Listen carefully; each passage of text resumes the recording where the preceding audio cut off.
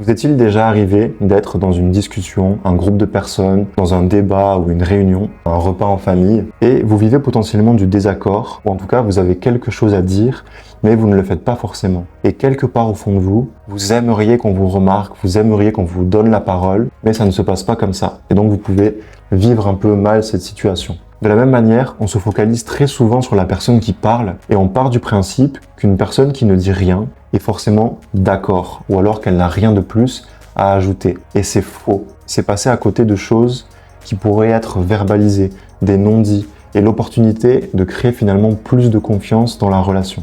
Un client qui n'ose pas vous partager ses peurs, un salarié qui n'ose pas vous contredire, un membre de votre famille ou un ami qui aurait quelque chose à vous avouer mais qui n'ose pas vous le dire. Ok, ces situations-là sont très courantes et à la fin de cette vidéo, vous serez armé pour y faire face et améliorer, transformer vos relations. Évidemment, on va simplifier les choses parce que le sujet du non-dit, notamment en ce qui concerne le décodage du langage corporel, c'est sacrément large. Ok, il y aurait beaucoup de choses à dire. D'ailleurs, si ce sujet vous intéresse, vous pouvez cliquez sur le lien dans la description, j'ai une surprise pour vous. Mais ici, on va voir 3 items corporels que vous allez observer dès aujourd'hui et très souvent. Et par le questionnement, ensuite, vous pourrez permettre de faire verbaliser des choses, des non-dits et améliorer la relation. Le premier, ça concerne finalement un autocontact qui, je suis sûr, vous l'avez déjà vu. C'est lorsqu'une personne ici ramène son doigt sur la bouche. Elle vous regarde, ou en tout cas, où elle baisse les yeux, ou lève les yeux, et vous pouvez voir qu'elle a son doigt ici à la verticale. Cette personne-là, elle a quelque chose à dire.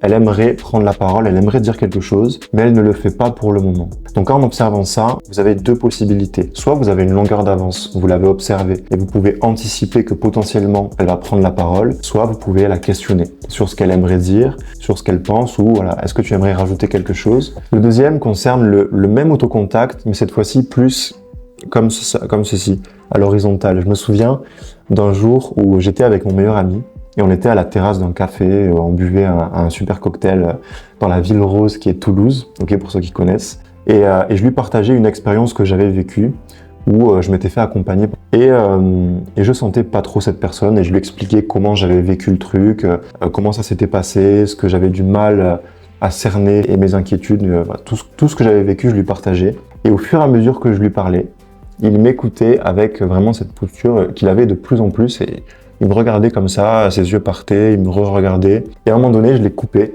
Enfin, j'ai coupé mon discours et je lui ai posé la question, bon, à quoi tu penses? T'as envie de dire quelque chose? Et là, il a été un peu surpris et il m'a dit, écoute, je voulais pas te l'avouer, mais je voulais te laisser finir.